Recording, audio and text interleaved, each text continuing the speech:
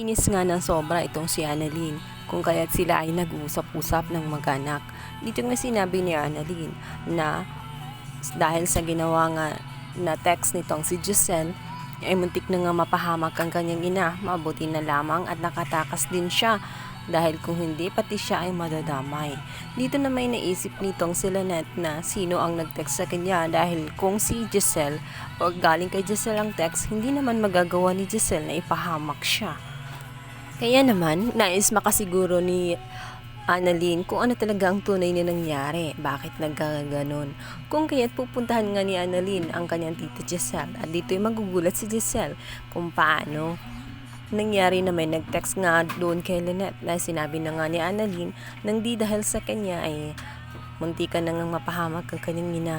Nagulat lamang siya at nabigla dahil wala naman siyang tinext dahil nakahiga lang siya maghapon dahil nga sa hindi maganda ang kanyang pakiramdam.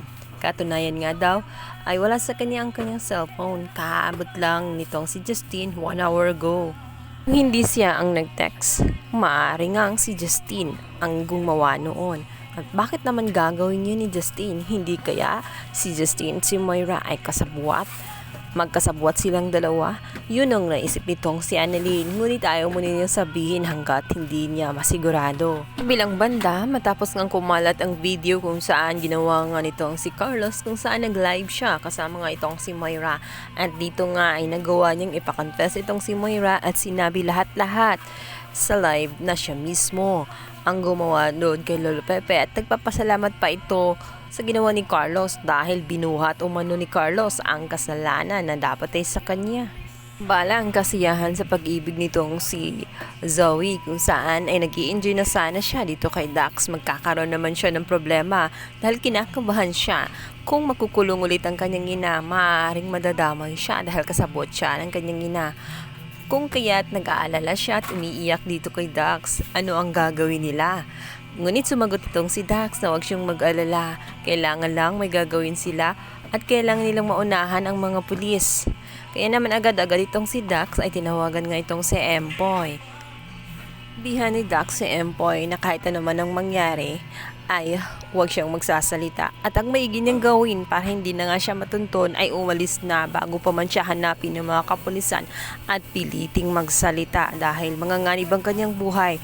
Sa sunod na gagawin, kapag nalaman na nga ng pulis ang ginagawa ni Moira, ay maaari na ngang ipakanta maging ang kanyang mga kasabwat. Kung kaya't kailangan na niyang magtago bago pa man siya hanapin ng mga pulis or makita. Samantala, maiisip naman nito ang si Annalyn. Kaya pala itong kanyang kapatid sa ama na ito ang si Zoe ay tila masayang-masaya nung mga nakarang araw na tila umiibig na pala. Dito niya mapagtanto na kay Dax na pala ito nahuhumaling. Kung kaya't hindi niya ito mapapakilala sa kanya ng harap-harapan dahil alam niyang kaiinisan lamang si Dax at hindi ito tanggap ng pamilya niya. Hindi man niya ito naaktuhan na nagkaroon ng sweet at bonding moment sila ni Dax. Ngunit minsan din niyang nakita na nagtatalo silang dalawa.